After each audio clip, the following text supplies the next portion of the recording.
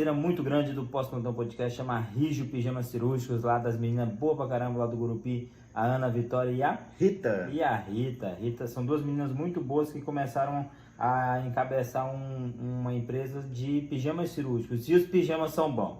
Rapaz, tem pra homem, tem pra mulher, tem pra todo mundo, e o pijama é tão bom que se tu colocar pra ir pra festa, tu tá bem visto. E além de tudo é confortável pra caramba. As meninas me deram um desses aí, rapaz, eu vou pro plantão, eu quero é dormir com ele. Então, quem tiver interesse aí, galera que tá entrando no internato, a galera que tá começando a querer acompanhar um plantão ou outro, não vai com a sua roupinha não, né? Fica gastando lá, mete um pijama cirúrgico, chama as meninas aí da Rígio, compra um pijaminha delas, que os pijamas são bons. Você vai estar muito bem vestido, muito bem confortável e vai estar muito bem protegido com os pijamas da Rígio Pijama Cirúrgico. 2, 1.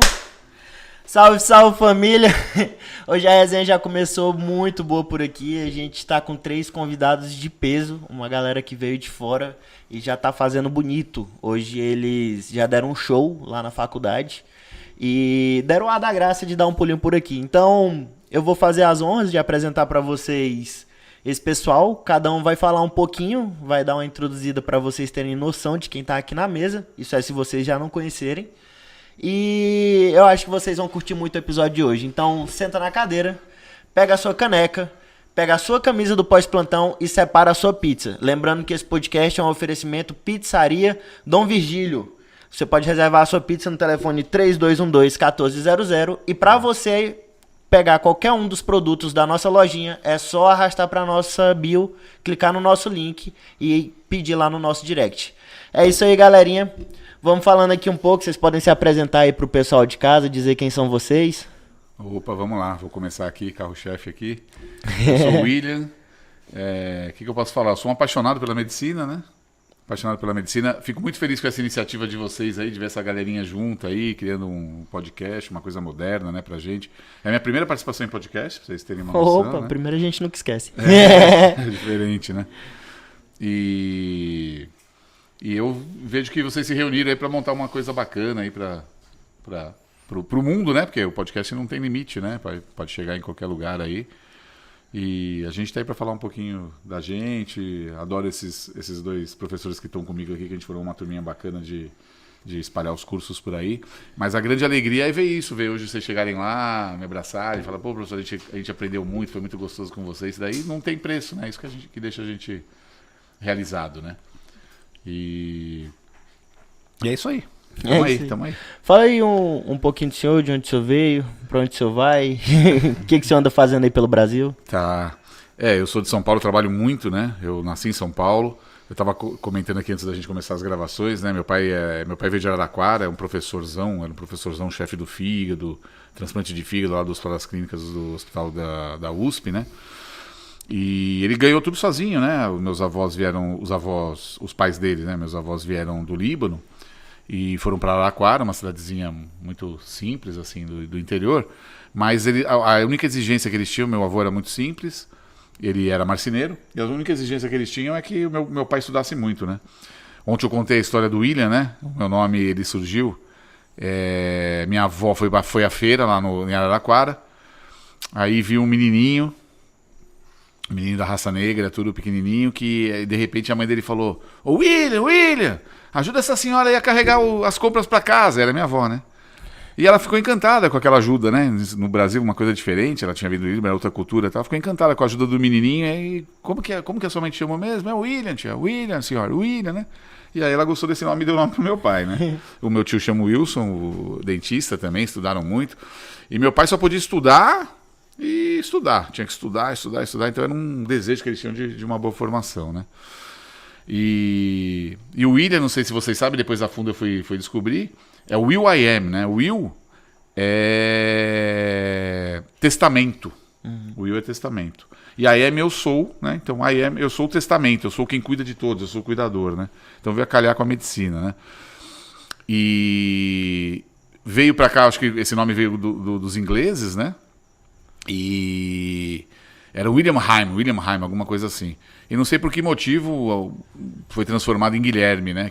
Aqui no Brasil a gente fala que o Guilherme corresponde ao William. Né? Guilherme. Olha só. Guilherme corresponde ao William. Acho que o William Heim, Guilherme. Né? Não sei, eu acho que tinha. É igual a associação de aluno em prova.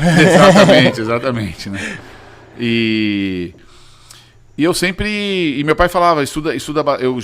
Logo que eu decidi que ao longo da profissão, do estudo aí que eu queria ser, que eu ia mais pro lado cirúrgico, mas teve sacanagem do meu pai também, né? Ele me ensinava nozinho cirúrgico desde criança, desde pequeno, me ensinava um monte de coisa. Aí na aula de técnica cirúrgica eu já sabia, eu não sabia que eu ia fazer cirurgia em si, né? Aí operando os cachorrinhos lá, na nossa época era cachorrinho ainda, né? Aí todo mundo, pô, quando você aprendeu esse nó, que ponto bacana. Eu nem sabia, era uma coisa que já estava em mim, porque meu pai já tinha me ensinado, porque ele queria que eu fizesse cirurgia, né? Ensinou a amarrar o cadastro dando nó cirúrgico? Olha aí, certeza, né? Tinha um congresso muito consagrado lá em São Paulo que chamava Gastrão, e eu era moleque, 14 anos eu tinha que assistir Gastrão. Aí eu via aquelas coisas, não estava entendendo nada, mas tinha que estar no Gastrão, né? Umas coisas meio malucas, assim, de quem... Mas aí pior que deu certo, né? E aí eu comecei a achar que eu tinha capacidade de ser cirurgião mesmo, porque ele já tinha me ensinado as coisas, eu era diferente da turma, né? Fazer sucesso na turma e tal. E comecei a seguir. Mas independente do que a gente vai fazer, essa coisa de medicina, eu falo para os meus alunos lá de São Paulo, né? Da Unisa lá. Independente do que a gente vai fazer, a medicina tem que gostar de gente, né? Então essa é a primeira qualidade. Você não gosta de gente, você não consegue ser um bom médico. Ah, mas eu vou fazer rádio, vou ficar distante das pessoas. Até isso já é provado, que um médico que faz rádio, que sabe conversar, que sabe dar más notícias, boas notícias, sabe amparar, sabe abraçar, ele vai ser um radiologista muito mais bem sucedido do que aquele que só vai ficar atrás do computador lá fazendo as medidas e os cálculos lá, né? E é isso, aí eu virei médico, eu gosto muito de gente, tem que ser curioso também, medicina é uma outra capacidade que a gente tem que ser curioso, tudo tá querendo saber o que está acontecendo e tal, né? Saber discutir os casos, então a gente fica discutindo os casos com os professores. Hoje o professor me mostrou um caso maravilhoso lá maravilhoso. É trágico, mas pra gente é interessante, né? De uma fratura de pelve, de um menininho que foi atropelado. Então você vai atrás, né? Você quer saber. Mostrou um caso aí interessante de uma criação de uma valvulinha muito simples, com uma luva e com gelco para punção de pneumotórax. Então, quer dizer, a curiosidade é gostosa, que você vai querendo adquirindo conhecimento. A gente sempre aprende com os alunos, né? Mas a maior honra é ver vocês aí, ver vocês crescendo aí na medicina e tendo essa oportunidade aí de formar esse grupo aí maravilhoso, né? E a gente fica muito feliz de aprender, porque toda vez que vocês vêm aqui, eu não sei se já pararam pra contar, mas lá nos grupos de WhatsApp dá briga. Então é assim, galera, vai ter qualquer coisa que termina com S no final. ATLS, ACLS, PHTLS, o pessoal sai no murro, sai disputando lá, fala, não, eu vou, quem é que tá aí? Não, eu vou participar, eu tenho que participar. Aí bota 10 nomes na lista, aí um vai, tira o nome do que tá de cima e bota o nome dele, aí o coordenador do curso entra e fala, não, quem é que tava aqui? Aí bota a galera lá pra participar, mas é muito bacana. Que legal. E é isso aí, e meu pai, ele sempre falava, Júnior, né, sou Júnior, William Abrão Saad Júnior, meu pai é William Abrão Saad, e eu tenho um filho agora que chama William Abrão Saad Neto, né? E ele sempre falava, Júnior, estuda. Mas pai, quando eu já queria mais fazer cirurgia, mas pai, eu vou mais pra cirurgia. Filho, estuda a clínica, vai fazer diferença, você vai ver. Ele me punha pra estudar, né?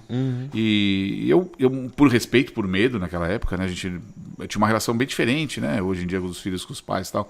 Mas eu seguia, achava ele bem sucedido, achava uma pessoa...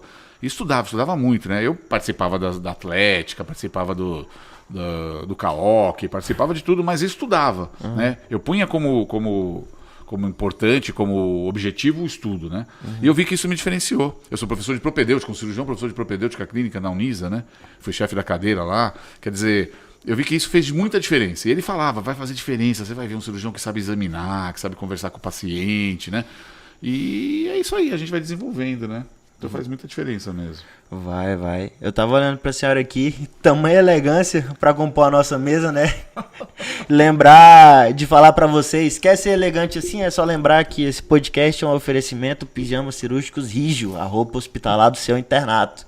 Mesmo esquema dos produtos da lojinha, é só arrastar no nosso Instagram ou ir direto pra direct do pessoal que tá aqui na descrição. O link da pizzaria ficou no QR Code no começo do vídeo e também tá lá no nosso perfil do Instagram. E a senhora, sempre elegante assim desde acadêmica? Sempre desleixada, é o que minha filha fala. Muito divertido, né? Bem, eu sempre quis ser cirurgiã, nunca quis ser médica. Fez medicina porque era pré-requisito. Pré-requisito, exato. Meu pai era juiz, queria que eu fizesse direito. E toda a minha família é do ramo do direito. Meu Deus. Né? Antes de eu nascer, mesmo sem ultrassom, eu já tinha um nome, Sônia. Sem saber se era homem ou mulher. Mulher. Que significa sabedoria. Né? E meu nome não tem acento, porque é nome russo. E russo não tem acento. Não tem acento. Então ele já tinha pré-determinado. Essa será a Sônia, vai ser advogada e vai terminar como desembargadora. Ele acertou na metade. Mal Mulher e Sônia. Ele. O restante ele não conseguiu acertar. E sempre a minha família toda da área de direito, eu puxei o carro da medicina.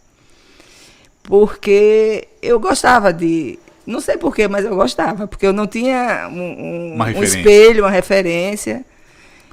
E comecei a estudar. E o pessoal ia para farra, eu adoro farra, mas eu acordava às 5 da madrugada, estudava até 7, ia para a escola, a matéria lida antes da aula, porque aí fazia com que eu aprendesse mais rápido, né? Já ia ter dúvidas para ser tirada na aula. E não quis fazer cursinho, porque eu achava que eu ia perder tempo. Então, fui, assim, uma pessoa que eu gostava de estudar só. Eu lia alto para ouvir e memorizar. E para ler o capítulo todo, eu demorava um tempão, porque quando eu acabei de ler, eu já aprendi. Era isso que eu tinha. Eu não gostava de ler rápido e ter que ler de novo. Depois ensina a técnica pra gente, porque temos uma prova pra fazer semana que vem e a gente só tem uma chance pra ler cada capítulo.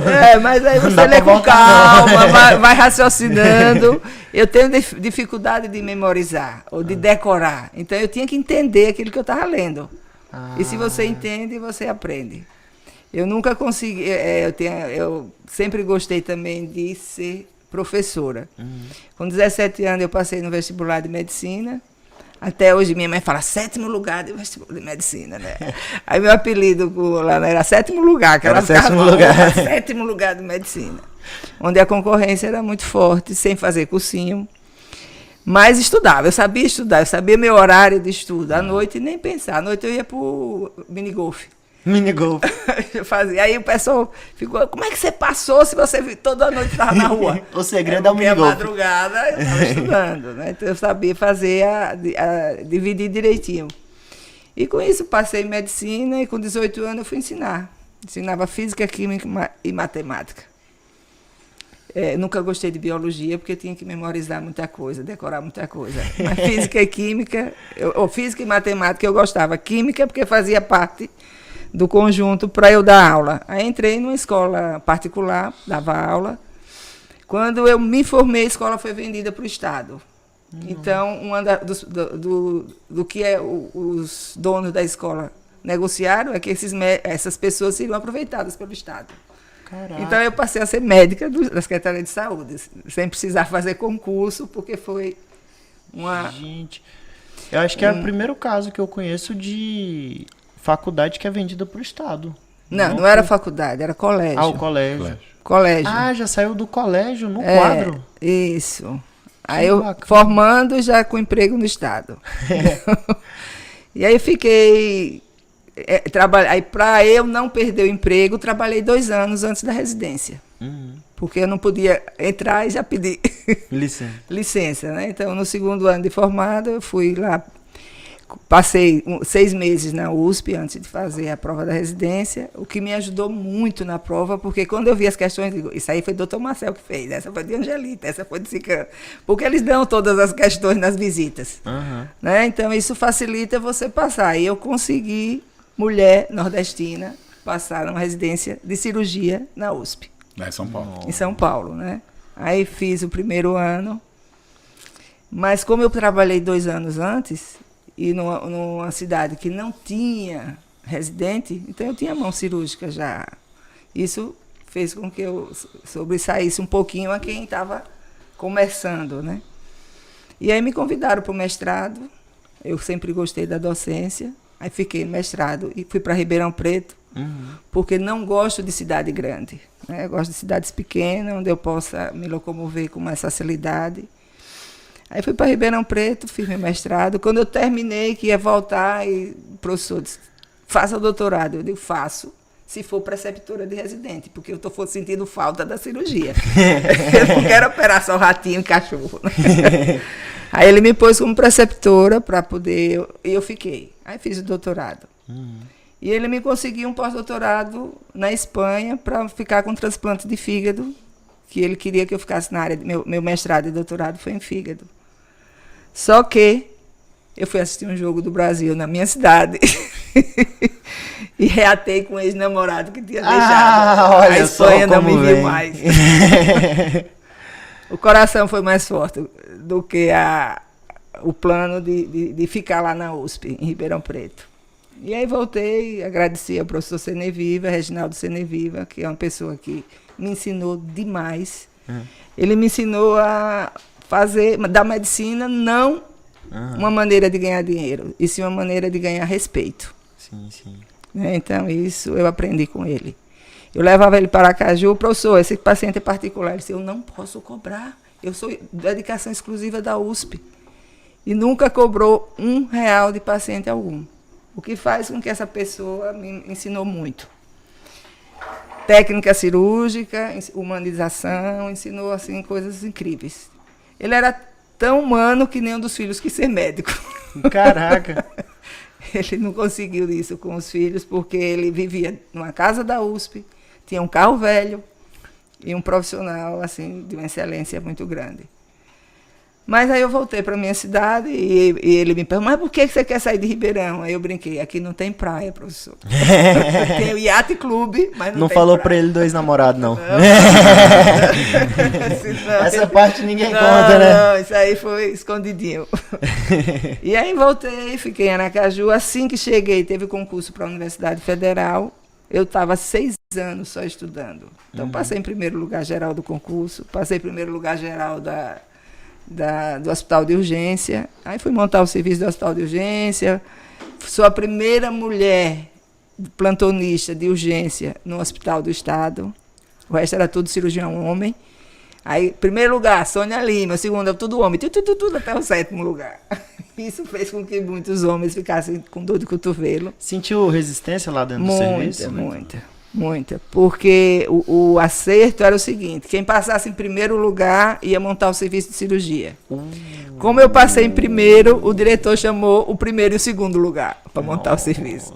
Olha. E depois de algum tempo ele me disse, Sônia, se um dia eu precisar me operar, é você que me opera. E Caraca. eu quero lhe pedir desculpa que eu não confiei em você. Isso na frente de todo mundo lá?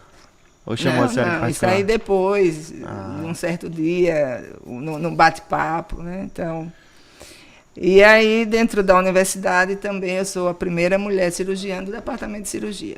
Caraca. Então, lá em Sergipe, eu abri. Depois Abriu a de porta. mim, aí um bocado de mulher veio atrás, né? Nossa. Porque antes só tinha ginecologista, obstetra, anestesista, pediatra, mas cirurgia geral, eu abri o leque Então do a meu gente estado. pode dizer que a doutora Sônia é um marco na cirurgia. Geral. Sem dúvida. Sem dúvida. Olha, Cintia, ele aplaudindo de pé. Aí. Agora a senhora segura só um pouquinho que a gente vai voltar com essa história pra Isso. galera acompanhar mais. Só vamos chegar com o nosso recebido ali. Epa. Ver o Tadeu é o nosso menino aí que é prata da casa. Olha ele que chega com essa preciosidade aqui toda sexta-feira no programa. Hoje vocês vão provar a melhor pizza do Tocantins. A melhor pizza de Palmas. Eu tenho que voltar para Palma sempre. É! Logo vai se Aqui, tornar uma cidadã. Nossa. a casa é de Tocantinense. vocês. Era isso aí mesmo que vocês estavam esperando? Que coisa Oh, linda. coisa linda. Sabor português especialmente pra doutora, que já deixou eu entender que era o sabor favorito dela. A Cíntia vem ajeitando aqui. A Cíntia, depois que a gente começou nesse podcast aqui, que ela entrou, ela ajeitou tudo. Os pratos é bonitinho, os copos arrumados.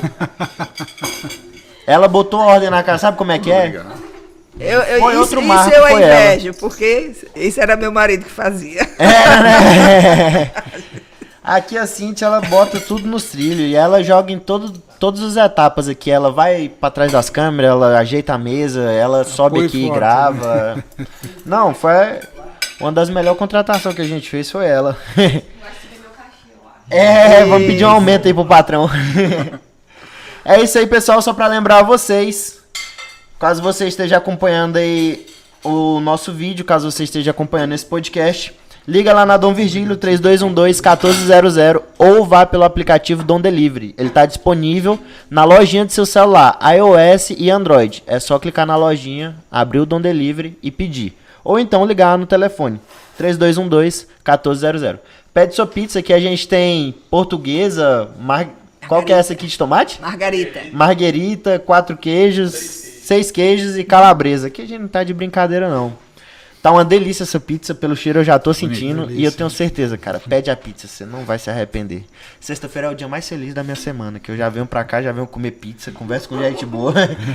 É uma maravilha. Enquanto a gente vai comendo aqui, apresenta um pouquinho, conta um pouquinho do senhor pra gente. Primeiro eu agradecer o convite, é muito bom estar aqui com vocês.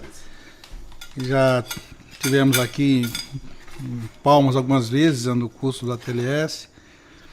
E parece que a coisa era muito chamativa, né? Minha filha fez o concurso para vestibular e passou aqui em Porto Nacional. Eu tive que trazê-la, passar uma semana aqui em Porto. E depois, por questões familiares, ela resolveu fazer a prova da nossa faculdade privada lá em Maceió e voltou para Maceió. Bom, meu nome é Amauri, eu sou cirurgião geral, cirurgião do trauma. Eu sou de Maceió.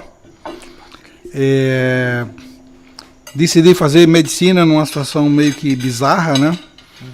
Eu antes de fazer medicina eu era jogador de futebol. Eu cheguei Jogador de futebol? E a medicina me roubou e eu fico triste que eu devia estar no Barcelona, né? No Real Madrid.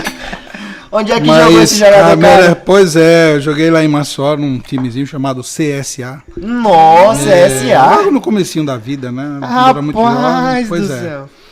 E a medicina me chamou e eu tive que optar por ela porque o coração falou mais forte. E realmente a medicina, para quem tem vocação, como o William falou, isso é de coração. A escolha parece que não é você que faz, tá? Parece que é ela que puxa você.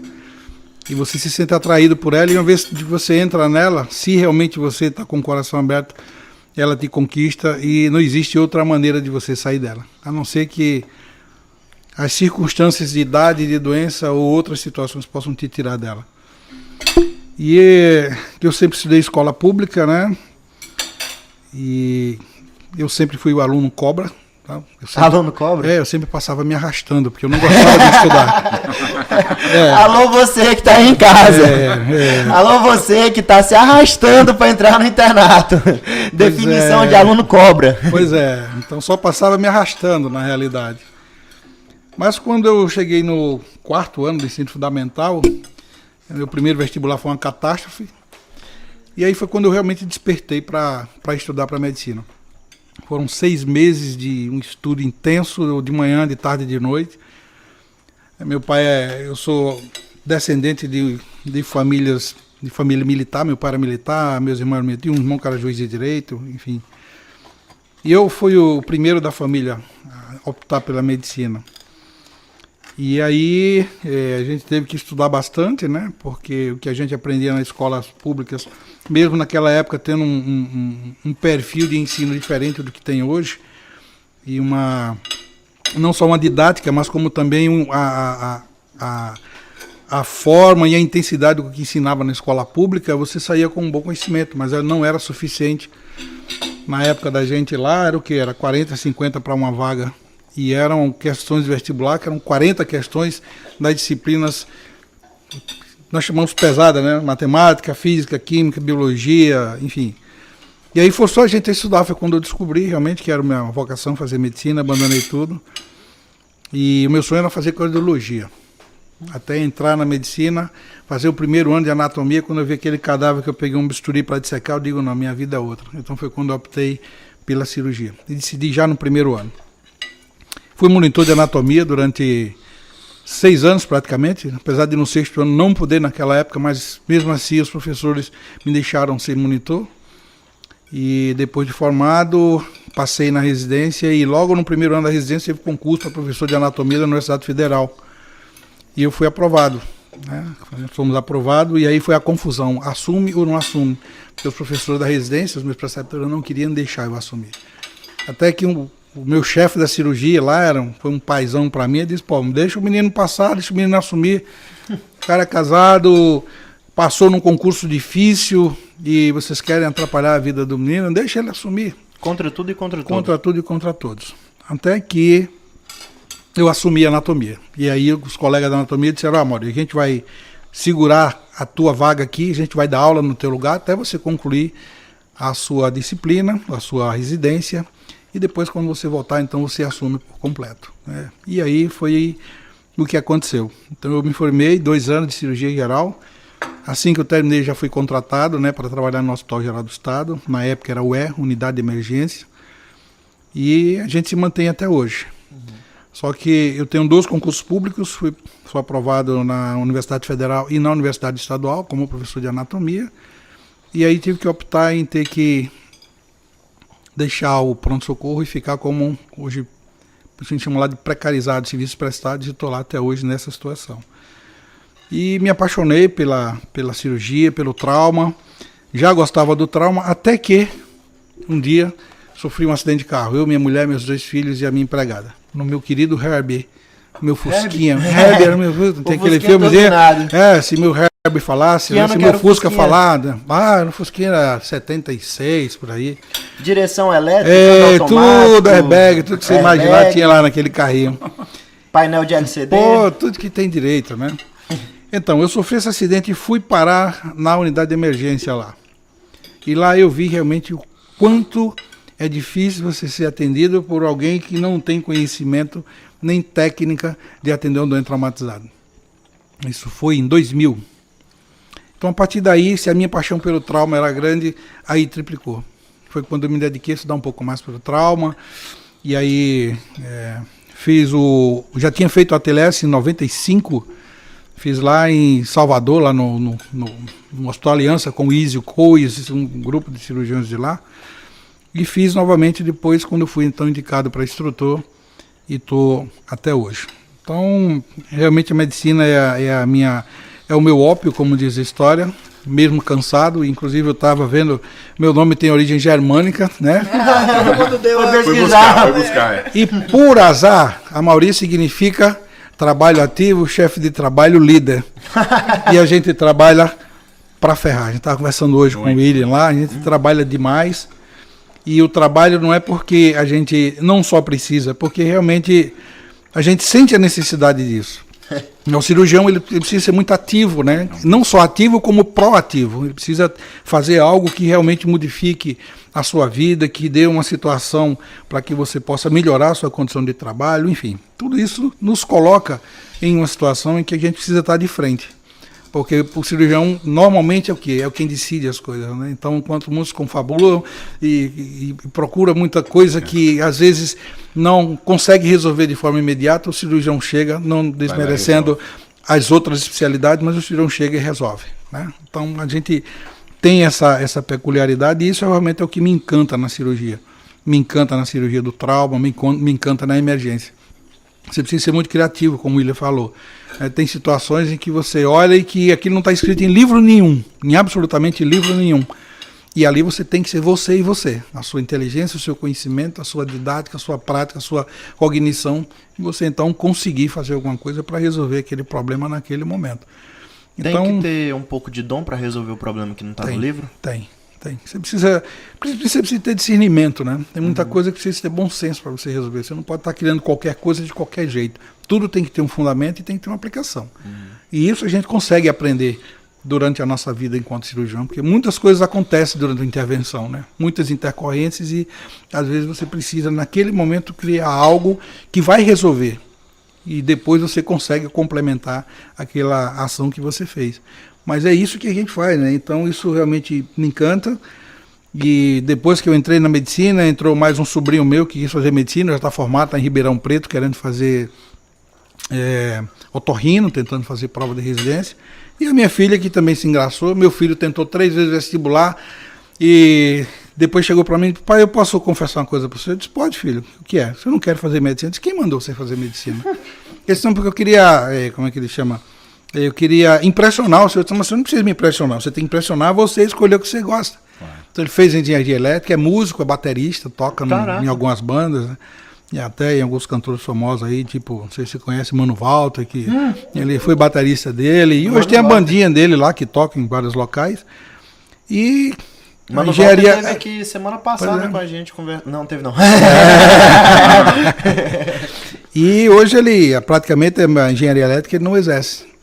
E a minha filha, e a minha filha me acompanhava no hospital, ia pra lá, e pai, eu gosto dessa coisa e tal. Depois ele olhou conversando com a mãe e disse: ah, mãe, tem uma coisa no pai, eu acho linda a profissão do meu pai, eu acho linda a cirurgia, mas tem uma coisa que ele faz que eu não gosto, eu não quero pra mim. Eu disse: o que é? Ele trabalha demais. Eu quero qualidade de vida. Aí disse: ah, então tá bom, meu filho, o que é que você escolheu? Eu quero fazer anestesia, então vamos colar junto, você vai trabalhar do mesmo jeito, né? Então é isso. Então são essas coisas que encantam a gente, faz a gente se apaixonar. Tem coisas na medicina que não tem dinheiro no mundo que pague, não tem. Isso que a Sônia falou do professor dela, isso é uma coisa verdadeira. Tem dinheiro que você recebe de um doente que você pagaria para não receber, porque às vezes está muito mais problema do que se você não tivesse feito aquilo, mas às vezes a coisa cai na sua mão, você precisa fazer. E tem coisa que se faz que realmente não tem dinheiro que pague. Você fazer, atender um doente traumatizado, chegar numa situação daquela que todo mundo olha, o cara está morto, de repente você vai, opera, todo mundo trabalha junto em equipe, de repente aquela pessoa sai, não tem dinheiro que pague isso. Então são essas coisas que cativam a gente na medicina e que faz a gente cada vez mais não só gostar, mas também transmitir isso para as pessoas, né? Então cada vez que a gente participa de um curso desse, que a gente participa de um momento como esse, a gente fala, né, que a gente escolhe a medicina, na realidade não é a medicina, não é a gente que escolhe a medicina que escolhe a gente. Então a gente tem aí uma dívida muito grande com ela, porque ela vai cobrar muito isso da gente, né? Cobra demais, e a sociedade, em relação a nós médicos, principalmente hoje em dia, ela é muito perversa, né? Então ela não aceita erros. Tem um professor meu que diz assim: ah, você acha que o professor é chato? Espera encontrar o seu primeiro patrão. Aí você vai ver o que é cobrar de você. Então é isso aí. Essa é o próprio paciente, né? Exatamente. Além do patrão paciente, tem o seu patrão, aquele que vai pagar a tua conta, e é aquele que no final vai grudar no teu pé. Se você fizer algo errado, acabou, ele te trucida ali e acaba com a tua vida. Então a medicina tem esse lado também. Esse assunto que vocês tocaram agora sobre o dom, né, é interessante, porque parece que tem um anjinho do nosso lado, assim, às vezes que dá né, aquele, que nem o desenho do Pica-Pau, né, o anjinho, o diabinho, né, que fala, faz isso, faz aquilo, né. Mas o dom não deixa de ser, vocês podem ver aqui pela história dos três aqui, que é muita determinação, né? É muita determinação, muita dedicação. Você viu a Sônia, ela ia para as baladas, eu também participava das festas, era baladeiro pra caramba, adoro festa, adoro reunir as pessoas, mas eu estudava, eu tinha essa determinação. A Sônia é determinada, o Amaury determinado com o seu objetivo, né? E o dom nada mais é do que uma coisa que a gente fala, pô, aquele cara é mágico, ele tem estrelinha virada pro céu, não é. Ele se preparou tanto, ele buscou tanto, que chega no momento que no nosso subconsciente já tem coisas estabelecidas, mas porque a gente buscou coisas estabelecidas que a gente não consegue às vezes aflorar porque que tá lá, mas tá lá guardadinho, né? Teve um caso que eu atendi num hospital grande lá de São Paulo, onde eu trabalho, que era um paciente grandão russo, ele tinha assim uns 2 metros de altura, né, por uma porta, né, o cara era um russo e tal, e ele chegou com a mão aqui, mão do lado aqui no fígado, falando, eu era plantonista, como ainda sou, né, plantonista da emergência, do pronto-socorro, e ele chegou pra mim e falou assim: Dr. William, prazer, tal, me apresentei, tal, ele falou, prazer, tal, a minha esposa tá aqui sendo operada pelo mesmo motivo que eu, aqui em cima, pelo doutor tal, e eu vim internar, ele pediu, por favor, para que fizesse um ultrassom, e faz esse ultrassom e aí já vou operar, que eu tenho certeza que eu tô com a mesma coisa, eu tô com uma vesícula aguda, né, tô com uma colestite aguda. E eu, por que o senhor sabe disso? Porque a gente acabou de sair agora da peça russa, da Páscoa russa, e eu comi ceviche pra caramba, e tomei vodka, a Páscoa russa é uma Páscoa que demora uma semana, a gente só bebendo, só na Osbórnia, né. E então ele pediu, por favor, ele vai me operar na sequência. Então ele pediu, por favor, vai acabar a cirurgia dela, já me diagnosticou conversando comigo, tudo, pediu para que eu fizesse ultrassom e ele vai me operar na sequência já da vesícula também, eu vou ficar bom, graças a Deus, tá bom. E não sei porque eu olhei para ele, aí vem o dom, né? Eu olhei para ele e falei, não queria fazer um ultrassom só pra esse cara, eu queria fazer, não sei de onde veio, examinei, conversei, tirei historinhas, exame físico, como tudo tem que fazer direitinho, né? Falei, putz, eu queria fazer uma tomografia pra ele, eu não sei, é muita densidade corpórea pra fazer um ultrassom, né? O cara era muito gigante. E a gente tem bons ultrassonografistas, tudo e tal. Aí falei pra ele, olha, aí pedi os exames, eu não conversei muito com ele, o que eu ia fazer, e pedi os exames. Quando ele viu que eu tinha pedido uma tomografia, ele falou, doutor, que não, o senhor me desculpa, eu vim aqui fazer um ultrassom e já vou passar a cirurgia, meu médico é tal, já pediu, ele tá lá em cima e tal. Eu falei, deixa que eu ligo pra ele.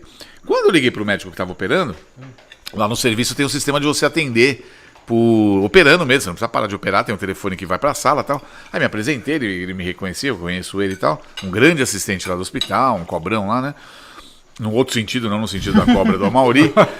Não E eu que faça falei, rachado, não. eu falei, ó, tô aqui com o paciente, tá? Ô, Sad, que bom que você tá aí. Pede logo esse ultrassom e já sobe com ele que a gente vai operar, porque é uma vesícula, eu tenho certeza, tô acabando de operar a esposa dele, mas tem pedra, mas eles são tigres, mas eles passou a Páscoa bebendo vodka, comendo ceviche, comendo coisa gordurosa e não sei o quê. Já sobe com ele, faz o ultrassom.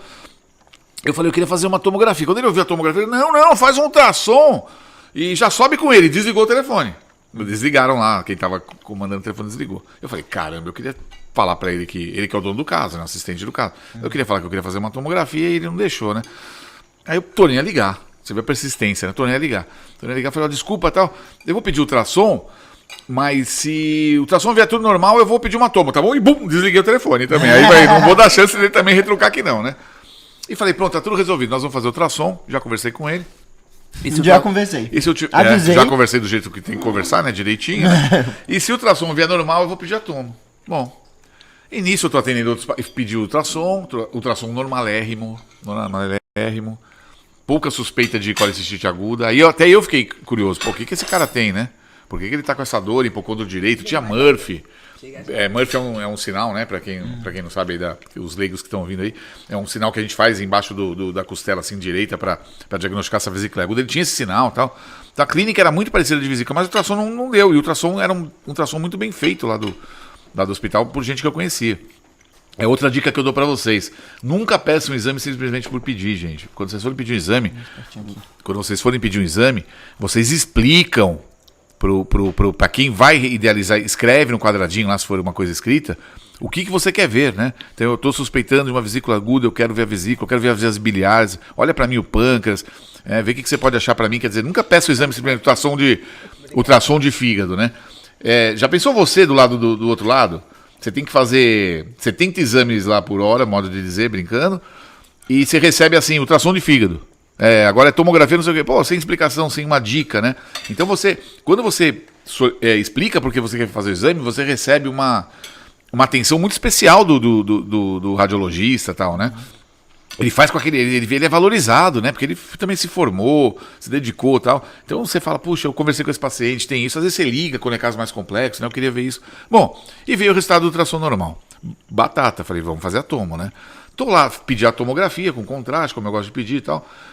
Tô atendendo outro paciente, já tinha passado esse paciente, já tinha passado vários pacientes por mim, tô no outro paciente, toco o telefone, nesse serviço onde eu trabalho, quando tem um achado muito importante, que foge do normal, eles ligam para confirmar que você recebeu o resultado. E era um radiologista amigo meu da tomografia agora, né? Ô Saad, que deu de você pedir essa tomo desse cara? Aí eu falei, cara, não sei, eu achei ele muito grande, a densidade corpórea, o ultrassom não passa gás, né, gente, quem não entende, o ultrassom não passa gás, eu falei, vai vir um exame muito preto e tal, apesar que o exame tinha me satisfeito na parte da vesícula, né, eu falei, não sei, cara, logo que ele chegou, eu falei, vou fazer uma tomo pra esse cara, não sei explicar direitinho pra você. Ele falou, caraca, você tá sentado? Eu falei, meu Deus, tô até arrepiado. Ele falou, você tá sentado? Eu falei, tô sentado. Cara, ele tem um tumor no cólon ascendente, oclusivo, suboclusivo, gigante. E você tá sentado, ele tem pipoca assim, já tá espalhado. Já tá espalhado pro peritônio. Você pediu abdômen, eu acabei subindo um pouquinho pra base do pulmão, já tá no pulmão, já pegou diafragma, já pegou tudo. O fígado tá tomado, cheio de pipoquinha. O cara acabou com meu, o que deu de você... Eu fiquei branco até eu assimilar aquilo, né? O outro paciente que estava comigo que não estava entendendo nada, até eu respirar e tal. Aí retomei aquele paciente, acabei aquele paciente e chamei ele para conversar. Nisso, eu tenho o hábito de falar, tem uma boa notícia, uma má notícia, meio brincando, meio leve, mas também levando a sério, né? Eu brinco sempre com com expertise, né? Com seriedade, né? Mas eu nunca deixo a coisa muito pesada, né? Eu falei, olha, tem uma boa, uma notícia, tá? Ô, doutor, o que aconteceu, né? O senhor tá com a cara meio pálido aí. Eu falei, não, a gente achou um tumorzinho, um probleminha, né? Foi bom que a gente pediu a tomo. Foi bom que a gente pediu a tomo e tal. Ô, doutor, e a boa notícia? A boa notícia é que você tá num bom hospital, você tem um bom médico, você vai fazer uma boa cirurgia, uma boa recuperação, o que precisar fazer, tomar remédio. Até ele, devagarzinho, eu fui colocando na cabeça dele que ele tinha um problema, né? Sério, que era um tumor e que ele precisava tratar e tal.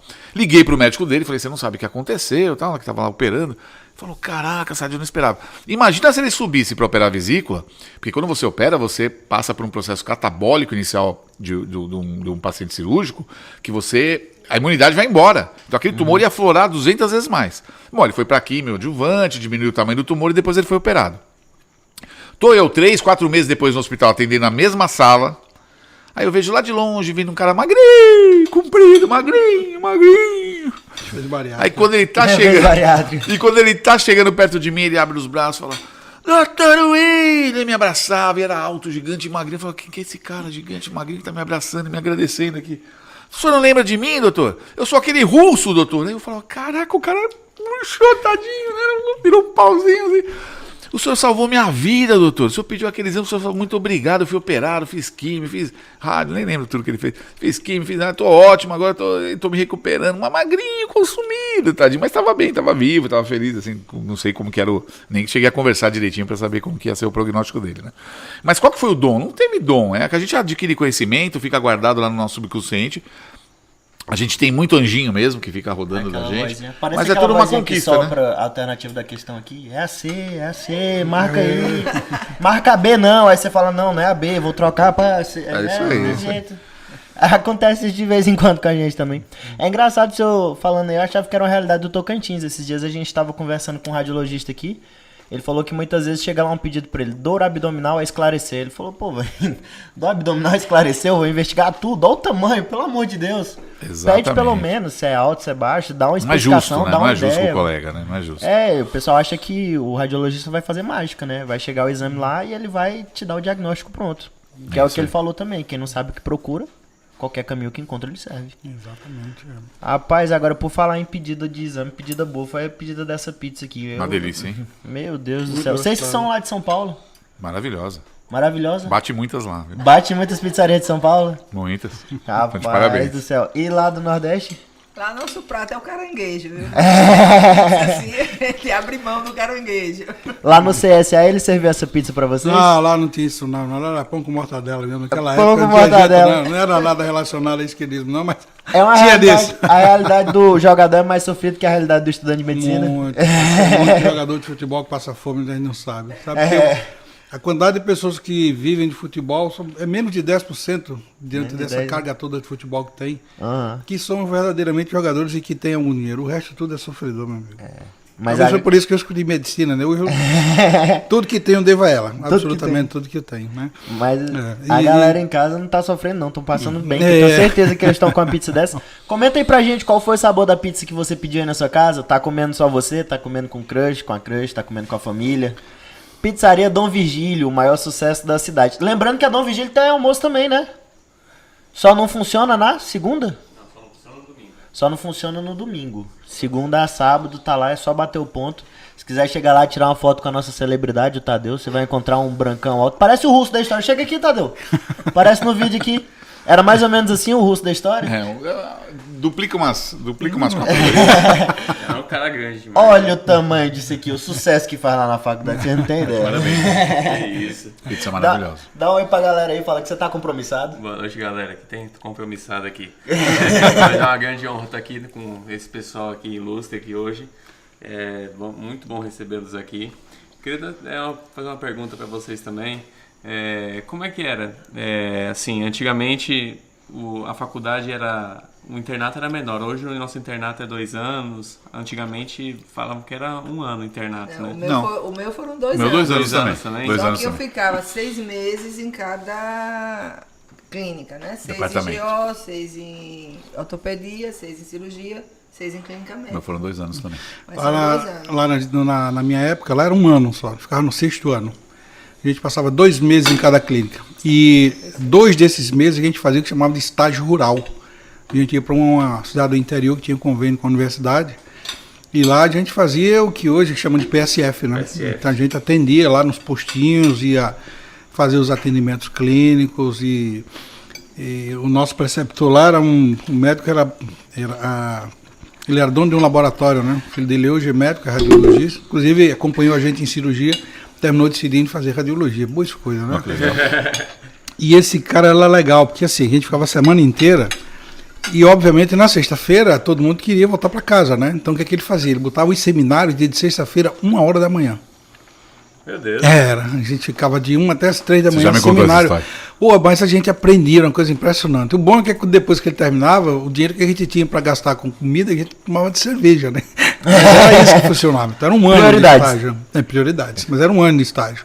2 anos em cada clínica. Então a gente fazia isso no 6º ano. 2 meses. 2 meses, desculpa. 2 meses em cada clínica. Não, muito bacana. Meu sonho assim é ser cirurgião também, né? Uma pergunta que nós recebemos Então aqui não na nossa... sonhe, realize. Eu vou realizar. Vai ser. Uma das perguntas que nós recebemos na nossa caixinha de perguntas ali também era o que tem que fazer para ser um cirurgião do trauma? Tem alguma residência específica? Ou você se forma e já pode trabalhar assim? Ou tem que fazer cirurgia geral e mais alguma coisa?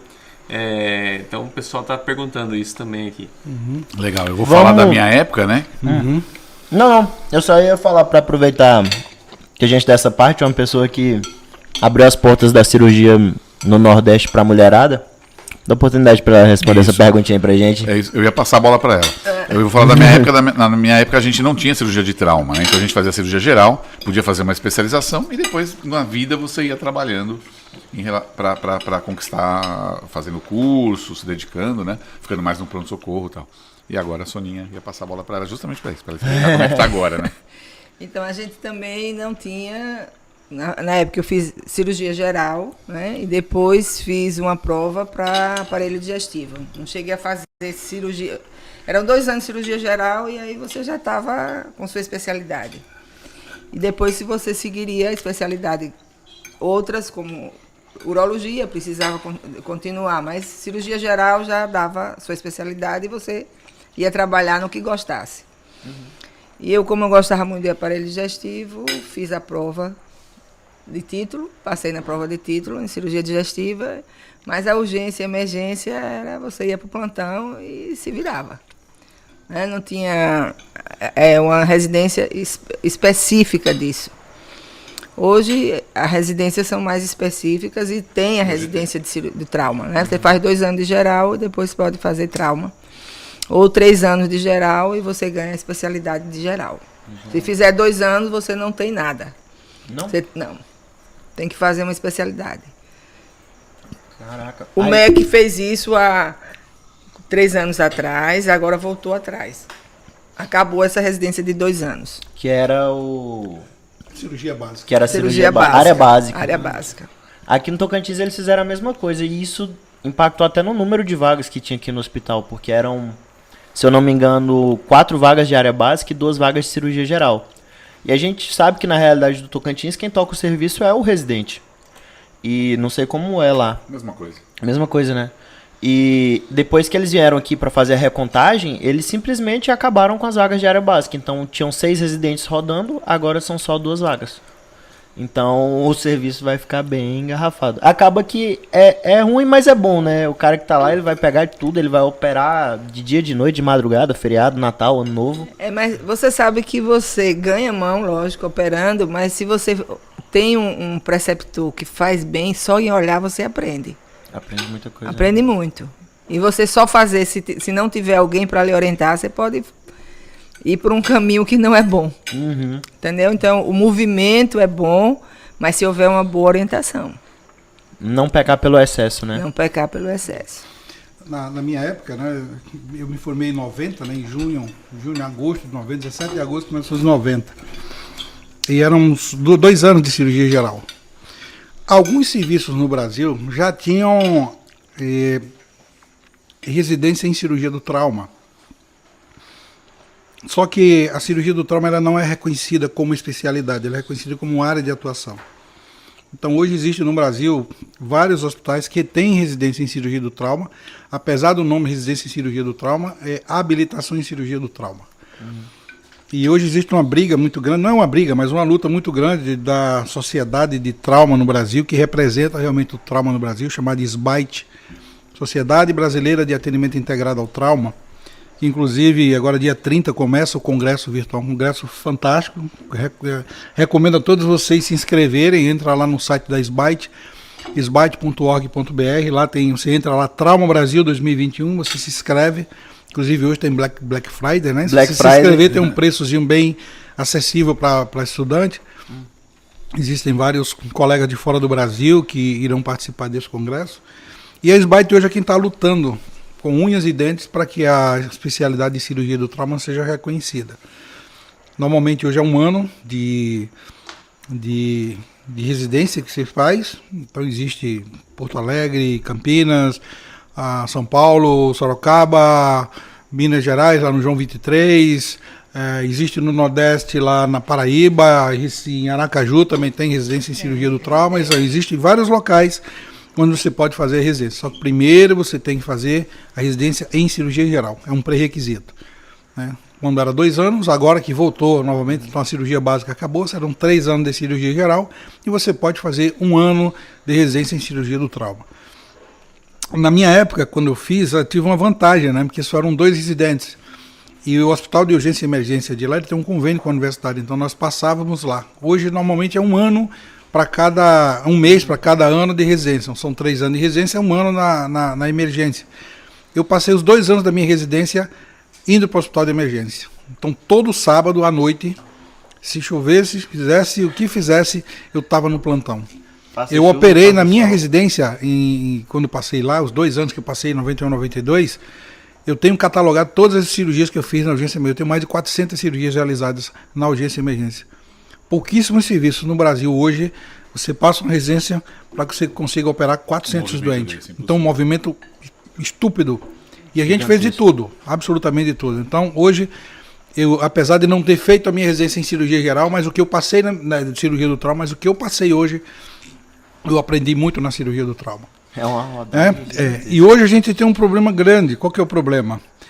Hoje você conta com poucos cirurgiões gerais. Pouquíssimos. Porque a maioria deles fazem a residência em cirurgia geral e depois vão para uma segunda especialidade. E aí termina abandonando a cirurgia geral. Vocês acham então que seria uma possibilidade continuar com a antiga área básica ou bolar algum jeito de abrir mão de passar da cirurgia geral para quem já quiser escolher a sua especialidade? Não, eu acho que... Deveria se ofertar mais vagas de cirurgia geral? Existe... O que a gente pode fazer para... Na realidade, assim, quando você escolhe uma especialidade cirúrgica, a Sônia muito bem falou, você precisa ter treinamento, precisa ter mão. Se você não tiver mão, na segunda especialidade você vai sofrer com isso. Sim. Né? É como colegas, por exemplo, que optam exclusivamente sobre cirurgias videolaparoscópicas. Eu tenho um colega lá em Maceió que faz cirurgia laparoscópica divinamente, mas se botar uma vesícula para fazer aberta, ele não faz. Ele não faz. Olha só. Eu trabalho num serviço lá que a gente opera praticamente todas as vesículas por vídeo. Semana retrasada eu fui fazer uma cirurgia aberta, eu sofri. E olha que a gente faz cirurgia aberta nos hospitais, porque nós não temos uma realidade brasileira de ter vida laparoscópica em todos os serviços. Então esses 3 anos de cirurgia geral te dá know-how e te dá habilidade para quando você chegar na sua segunda especialidade, que seja cirúrgica, você tem mão para fazer isso. Mão para fazer isso. Eu também acho indispensável. Então eu acho que isso é fundamental, porque você prepara muito bem um cirurgião para quando chegar na sua segunda especialidade, ele ter mão suficiente e habilidade, né? E aprender o discernimento que o cirurgião geral tem, que os outros, a maioria das vezes, não tem. Não existe uma tendência do ginecologista também teria que fazer 2 anos de geral para depois começar a fazer, né? Não deveria? Eu acho que deveria, né? É muita falha isso. E um grande problema, por exemplo, é muito comum. O ginecologista vai fazer uma cirurgia, sei lá, termina lesão da bexiga. Pô, sutura de bexiga é uma coisa extremamente fácil de fazer. E mesmo assim eles não são treinados para fazer isso. Na minha residência, que era o que acontecia? Na minha residência eu não fiz esterectomia. Então eu fazia uma dobradinha com os residentes da cirurgia, da ginecologia. Quando tinha uma esterectomia, eles me chamavam, eu entrava na esteré. Quando a gente ia fazer um ressectômio intestinal, eles entravam para aprender a fazer sutura de alça, porque às vezes acontece um acidente numa cirurgia dessa. Acha que falta um pouco mais de cirurgia na formação acadêmica? De cirurgia? De cirurgia. Que depende, a grade curricular hoje mudou muito, né? Então, as universidades hoje, elas não têm um perfil que tinha antigamente. Antigamente você tinha uma grade curricular que praticamente era seguida por todas as universidades do Brasil. É como vestibular hoje, né? Cada universidade, cada estado tem um perfil de vestibular que é diferente. Então antigamente quando a gente estudava, o vestibular que fosse fazer em Maceió, Sergipe, lá em Aracaju, qualquer outro canto, eu tinha um padrão. Então eu estudava naquela circunstância, eu tinha uma chance maior de passar. É o que estão tentando fazer com o Enem, dentre de outras coisas aí. Que é o Enare agora que a gente vai fazer, né? Exatamente. Então, se você tivesse condições de ter um perfil de metodologia para cada um desses cursos, evidentemente sobre a cirurgia, você poderia treinar mais. E ainda tem um outro problema, que é a falta de recursos das universidades, principalmente as universidades públicas. Eu trabalho na universidade estadual, que está passando por reforma agora, os alunos estão passando o maior sufoco. Momentâneo, sim, porque está passando por reforma. Mas quando você chega na grade, tem muita coisa que os alunos não fazem. Aluno de 5º ano, por exemplo, ele chega no Hospital Geral do Estado para fazer estágio de urgência e emergência e não sabe pegar numa pinça, não sabe dar um ponto. Como é que eu vou jogar um aluno desse dentro de um serviço de urgência e emergência para aprender a dar ponto com um doente que está sangrando numa situação de emergência? Então, isso é extremamente preocupante. E as universidades deveriam preparar os alunos para isso. Infelizmente, coisa que é não. muito bom são as ligas acadêmicas. Eu oriento não, né? Eu oriento 2 ligas, a de cirurgia geral e a de cirurgia de laparoscópica. E eu já recebo, porque quando eu comecei, pegava o acadêmico de 5º período em diante. Hoje eu abro o concurso para qualquer período. Por quê? Na laparoscópica ele aprende muita anatomia, muita fisiologia. Entendeu? Então eles estão ali assistindo a cirurgia laparoscópica, eu estou mostrando como é que tem a vesícula, o triângulo, o cístico, a artéria cística. Aí pergunto, cadê a veia cística? Aí deixa todo mundo coçando a cabeça. Quem achar a veia cística ganha isso. Aí eles vão atrás da veia e vê que não existe uma veia cística. Então é uma maneira de aprendizado. Que acha a veia cística. Então é a maneira de um aprendizado. Então se eu estou fazendo a hernia inguinal por vídeo, eu mostro, aqui está o deferente. Você vê que ele é deferente mesmo. Ele começa de um lado, ele vem diferente dos outros. O outro vem juntinho, ele se separa. Então é uma maneira que eu acho muito didática de ensinar anatomia. Porque eu via em cadáver coisas que eu não via de jeito nenhum. Né? Uma vez o professor mandou pôr a bexiga na posição anatômica, eu digo, e agora, como é que isso fica? Porque tá lá no formol, toda desarrumada. E como é que eu vou pôr isso em posição anatômica? Não, então a laparoscopia dá esse aprendizado.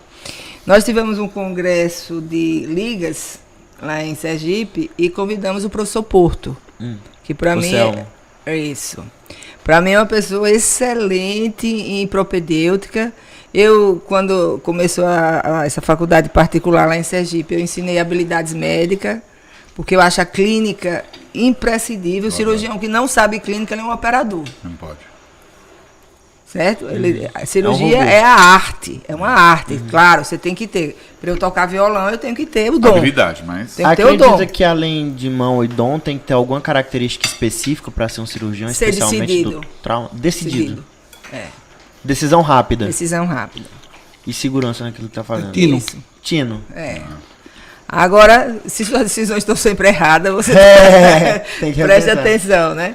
Então, o que é que acontece? Aí, o Porto, ele quer tirar da universidade o internato em cirurgia. Diz que não precisa, faça clínica e só o residente, quando se tiver querer ser cirurgião. E a gente teve uma discussão em público, assim, durante a mesa redonda.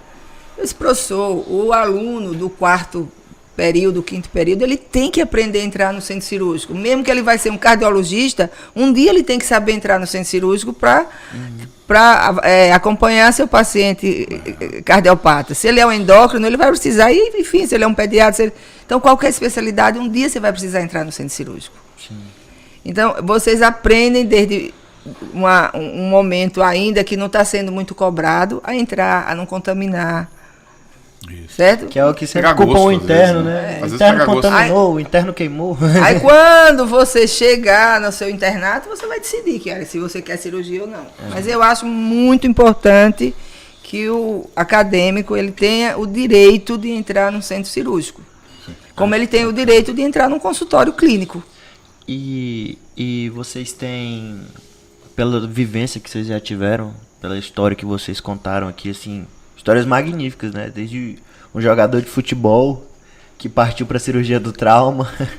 Imagine eu hoje sendo desembargadora, uma mulher bem tranquila, ganhando meu dinheiro. que foi sonhada como desembargadora, mas que na verdade Hoje seria, viu? travou uma luta pelas mulheres no Nordeste e abriu caminho para cirurgia geral. A Cíntia tá para morrer de emoção ali, e as meninas que assistem a gente também. Olha, teve uma vez que eu de plantão, chegou um militar com a hérnia encarcerada, estrangulada, na verdade. E cadê o cirurgião? Aí eu me apresentei, sou eu. Ele olhou para mim e disse assim, eu estou perguntando pelo cirurgião. Eu disse, esse plantão, hoje, a cirurgiã sou eu. Mas o senhor pode chamar outra pessoa. Polícia não ganha dinheiro para chamar outro médico. Vou ter que me sujeitar a ser operado por você. Uma hérnia que eu já fiz com 2 homens já voltou. Eu digo, essa não vai voltar. Essa não volta mais. Vai ser com a Sônia ali. E hoje eu ganhamos dele até hoje, viu? E a hérnia Eu não mudo voltou. muito de endereço e ele me leva os ganhamos. Porque ele fala, você gosta de quê? Eu disse, adoro o ganhamos. Então até hoje ele me manda presente. Já tá velhinho, toca sax, de vez em quando eu vou pra casa dele e ouvi ele tocando sax. Que Virou um bacana. amigo. É grave. Virou um amigo. Muito show. Uma história assim brilhante do senhor também, até da história do nome pra cá, de tudo que tem vivido, de tudo que tem apresentado. Vocês têm algum conselho pra dar pra gente? Pra garotada que tá aqui se formando, para o pessoal que tá querendo se decidir se vai pra parte de cirurgia do trauma? Eu Uma posso. coisa também que eu vejo, muita gente, complementando um pouco da pergunta dele, muita gente hoje pensa em fazer medicina pelo status, pelo dinheiro também. Então gostaria que vocês falassem, vocês que têm muita experiência, como é que está a realidade hoje? É isso que o povo fala mesmo? E o conselho também para quem está nos assistindo e para a gente também que está estudando. Deixa eu falar um pouco da uma experiência nossa lá em Maceió. Lá na Universidade Estadual, uma das poucas universidades do Brasil que a gente ainda usa cadáver, a gente ainda disseca. Temos uma turma lá de 50, são 2 turmas, uma na segunda e na quarta-feira. Primeiro é anatomia sistêmica, mas disseca membros, e depois anatomia topográfica, que vai cabeça, tórax, abdômen, pelve, e depois neuro. E lá a gente faz uma experiência muito legal. Nas nossas disciplinas, nós ensinamos os alunos a dar ponto nos cadáveres lá, porque eles são obrigados a fechar o cadáver. E nós também, ao final de cada módulo, a gente distribui casos clínicos para resolver. E a gente faz uma espécie de tutoria com eles. E a discussão é simplesmente fantástica. Qual o grande problema que a gente sente lá?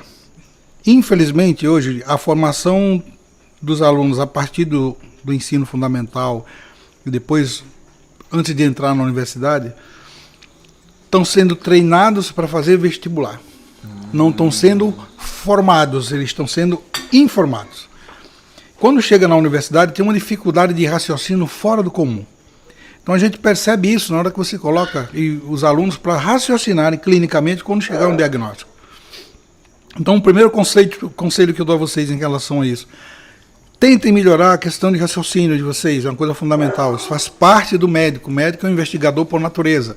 E se ele não tiver um tino, um raciocínio, uma lógica, vai se perder no diagnóstico, associado, obviamente, a um conhecimento, ao estudo que tem que ser feito de forma contínua. Infelizmente, quem entra na medicina vai ser um estudante eterno, não pode parar de estudar.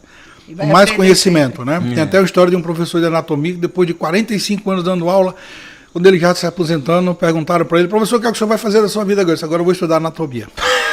Então, a gente não para de estudar, porque a medicina é um rolo compressor que a cada dia muda as coisas.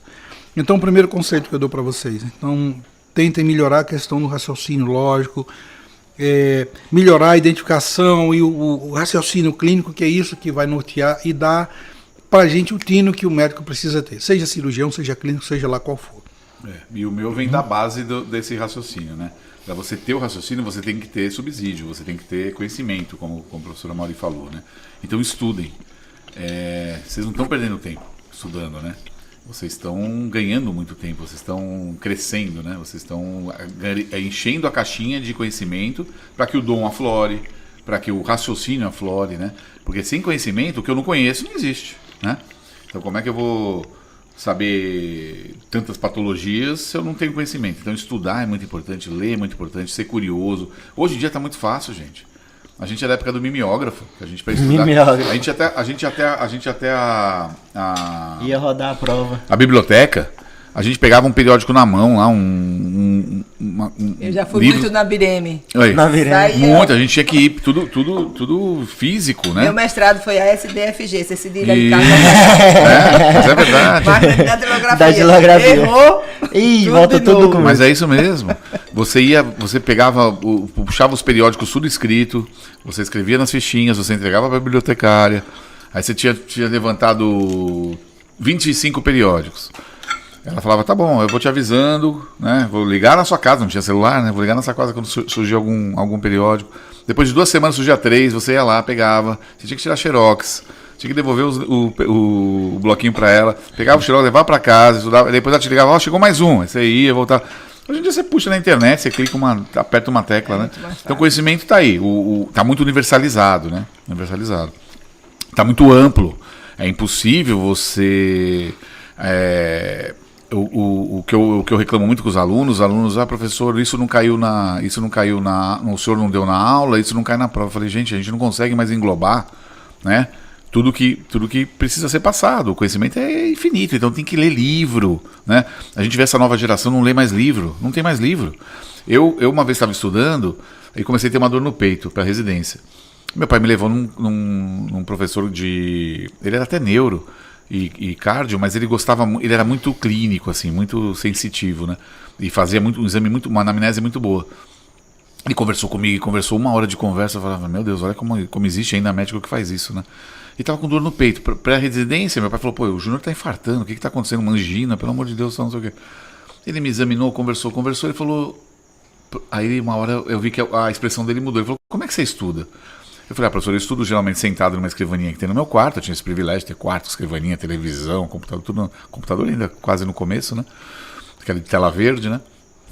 Rádio e tal. Eu estudo, mas aí quando eu canso eu deito. Ele falou, você deita e você faz o que com o livro? Eu falei, professor, eu coloco aqui e apoio em mim mesmo. Ele falou, pronto, você tá com uma condrite no externo, vai embora, moleque, vai, toma um anti-inflamatório, uma coisa, faz uma compressinha, vai estudar, continua estudando. Você tá com uma condrite, era física a coisa, não era dor lá dentro do tórax, né?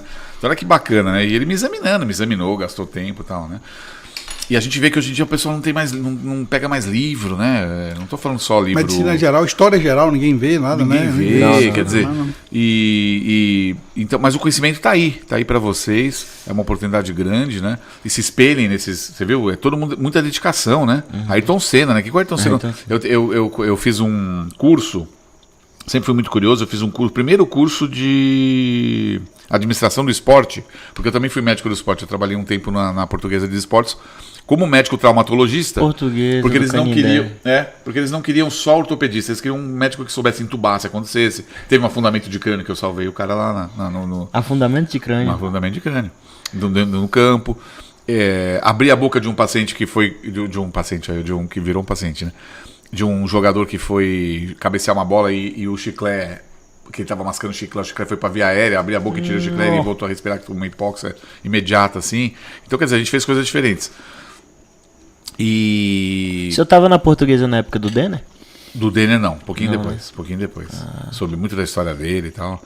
E aí, nesse curso que eu fiz com o Neto, o jogador, né? O Neto? Eu fiz na Faculdade de Televisão, primeiro curso de administração do esporte que teve em São Paulo. É uma pós-graduação sem sulato, né? Mas eu fiz, por que você vai fazer isso? Tô na cirurgia, tô no futebol, sou médico, mas quero ampliar meus conhecimentos. Então isso é bacana. E por que eu entrei nesse assunto do curso de... História curioso. História geral. De fazer uma... Isso, aí eu falei, pô, o que isso vai me ajudar, né? Mas depois vai acrescentando, né? E eu conheci lá, agora eu lembrei, um piloto de carro de alta velocidade que tinha treinado com o Ayrton Senna. E ele falou, deixa eu te contar aqui que é o Ayrton Senna, cara. O Ayrton Senna é uma pessoa que ele era determinado ao extremo. Ao extremo. Quando estava todo mundo descansando, ele estava querendo pilotar. Quando estava todo mundo almoçando, ele estava conversando com o piloto alguma modificação que podia fazer no carro. Ele tinha uma ambição, uma garra, uma gana de ganhar absurda. Por isso que ele era campeão, por isso que ele foi campeão. E ele falou, eu não aguentei acompanhar. E eles correram na mesma equipe. E esse meu colega foi... Era uma equipe jeans, alguma coisa, Jean Jeans, alguma coisa assim. Ele falou, eu era o piloto principal. Só que o Ayrton Senna me comia porque, ele era muito... no bom sentido aí, pros menores aí, né? Só que ele ganhava tudo porque ele era muito ambicioso, entendeu? Ele conta histórias do Ayrton Senna roubar pneu dos outros carros e colocar no carro dele que o pneu estava melhor. Ele conta umas histórias interessantes. Mas é a garra, a gana, a vontade, né? E vocês têm toda essa energia, toda essa capacidade aí, né? E é uma judiação, às vezes, a gente jogando fora, né? A faculdade onde eu dou aula lá em São Paulo é uma faculdade caríssima, que eu considero caríssima, né? 10.200 mês. 10.200 mês, vocês devem ter noção de valores. É uma faculdade que eu considero cara, não é a mais cara de São Paulo, que existe agora até de 15 e tal, mas é uma faculdade muito cara.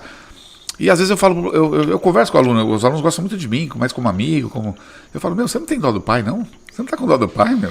Patrocínio, né? Você não tá vindo nas aulas, né? O que tá acontecendo? As aulas são interessantes, a gente troca experiência, né? A aula hoje em dia não é mais aquela coisa de lousa, é trocar experiência, contar um caso, tira uma dúvida. Você sabe o que significa aluno? Aluno. Isso é legal. Siga o raciocínio. Sem luz. Luno, de luz, aluno. É um ser sem luz. Ser sem luz. Ele tinha que seguir o mestre. Isso. E não tinha que reclamar, nem discutir, tinha que aceitar o que o mestre dissesse. Né? Hoje vocês não são mais alunos, vocês são acadêmicos. E você sabe o que é um acadêmico? Não. É alguém que tem condições de assumir aquilo que se propõe. Mudou muito. Vocês hoje não são mais alunos. São acadêmicos ou estudantes. Certo? Eu digo aos meus estudantes, se eu passar por ele várias vezes e não o conhecer, eu não o enxergo. Eu vou vê-lo, mas não vou enxergá-lo. A partir do momento que eu o conheço, cada vez que eu passar por ele, oi, tudo bem, agora eu lhe vejo sempre. Por quê? Porque eu conheço ele. Então, o conhecimento faz você enxergar as coisas. Enxergar as pessoas, enxergar as doenças. Mas você tem que conhecê-las. Certo? A gente fala... O cirurgião tem aquele anjinho que está ali, mas aquele anjinho não é anjinho. Ou não é o diabinho. É uma coisa que está sedimentada lá atrás e que você pôs à tona. Naquele momento exato que você precisou. Então, tem que ter o conhecimento. E para ter o conhecimento, tem que ler. Fazer é mais gostoso do que ver e é mais gostoso do que ler. Mas você tem que ler, ver para fazer. E tudo de uma forma, não sei se vocês percebem aqui, né? Mas é tudo de uma forma gostosa, né? É divertido, né? Você fazer uma coisa que você... Eu hoje sou viciada em estudar. A gente se diverte, não é uma coisa que é pesada, né? Hoje a gente lê algum artigo, alguma coisa com prazer. A proposta desse podcast é justamente essa, mostrar pro pessoal, por isso que fala pós-plantão, né? É a hora que o pessoal sai daquele... A pergunta sua foi que a gente mudou. Sobre a percepção da especialidade do status, a percepção financeira. Do dinheiro. Certo, do dinheiro. Então é o seguinte, se você casar com a medicina por dinheiro, é casar com uma pessoa que você não ama. Você vai ser infeliz. Só isso. É isso mesmo. E a pior coisa que tem é uma pessoa frustrada no casamento. Não existe coisa pior na vida. Tem que casar. Que no casamento você pode se divorciar. No casamento tem uma coisa interessante. No casamento, quando a gente se decide casar com uma pessoa, você casa para fazer a outra pessoa feliz. Então, uma via de mão dupla. A medicina é a mesma coisa.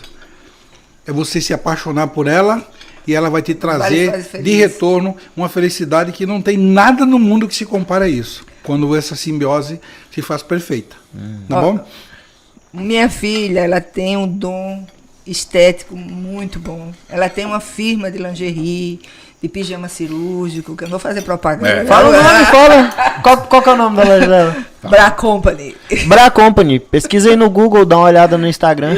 É bacana, eu conheço. É muito bonita. E quando ela estava com 17 anos, ela disse, mãe, eu quero fazer medicina. Eu disse, pense bem, se você quer medicina ou se você quer que eu pague, você vai para Milão e você vai virar uma pessoa de design, Não, mas eu quero medicina.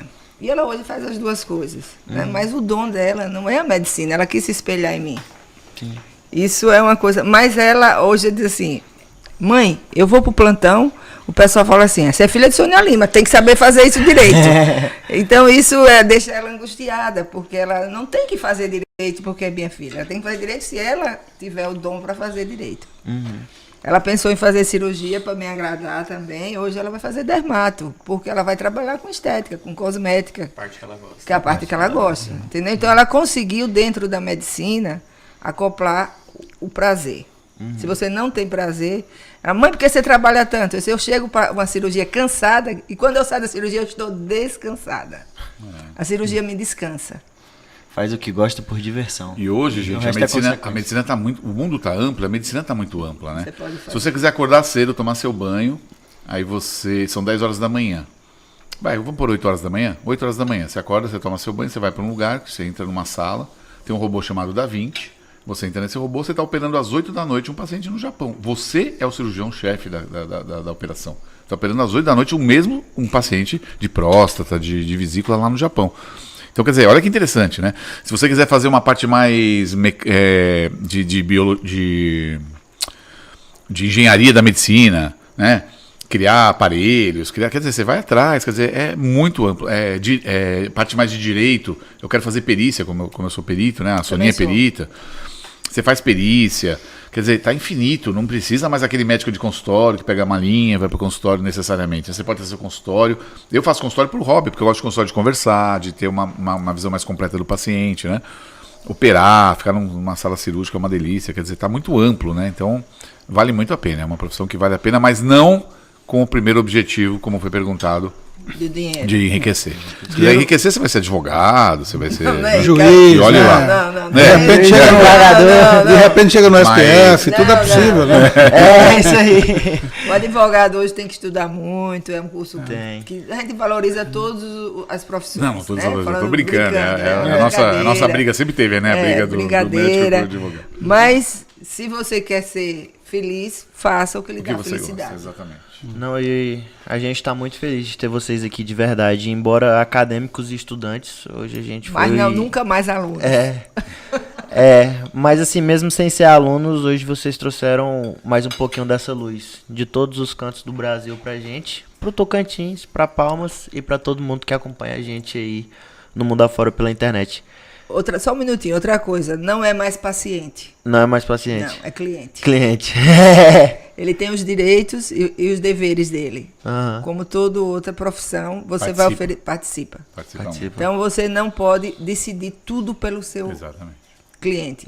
Você tem que trocar uma experiência e muitas vezes decidir junto com ele. O pessoal anotou aí? Tomou nota? Acadêmico, estudante, cliente... É isso aí, gostaria de agradecer a participação de vocês, de verdade. Não sou o dono da casa, quem faz o convite é o Bruno, mas a dona da casa é a Renata, a esposa dele, e da Belinha, a Nenê. Mas tá de portas abertas para vocês, sempre que quiserem voltar e puderem, pra gente vai ser uma honra comer uma pizza, tomar uma cerveja e contar um pouco da experiência de vocês pra essa galera aí. E logo mais... Gostei do nome da dona da casa, Renata. É o nome da minha filha. Olha aí que bacana. Já pode trazer ela também na próxima vez. Renascer. Isso. Fui pesquisar, o meu nome era Descansar. Obrigado, mano. Mas é isso aí, galera. Daqui a pouco o episódio vai estar disponível em todas as plataformas. Lembre-se, se você tem Spotify, Deezer, qualquer plataforma de streaming, YouTube, os cortes do Rios no Instagram... E os links vão sair para todas as redes sociais. O episódio de hoje foi magnífico, tanto quanto a pizza que a gente comeu aqui hoje e a breja que a gente tomou. A Heineken ainda não patrocina a gente, mas se quiser patrocinar, é só procurar a gente na DM. Heineken ou Ambev? Quer botar Ambev na mesa? É só ligar para nossa assessoria. Não faça como o Zeca Pagodinho, né? Que foi pago por outra cerveja e na hora ele disse, essa Brahma tá uma delícia. É isso aí, pessoal. Muito obrigado. Tchau, tchau e até a próxima.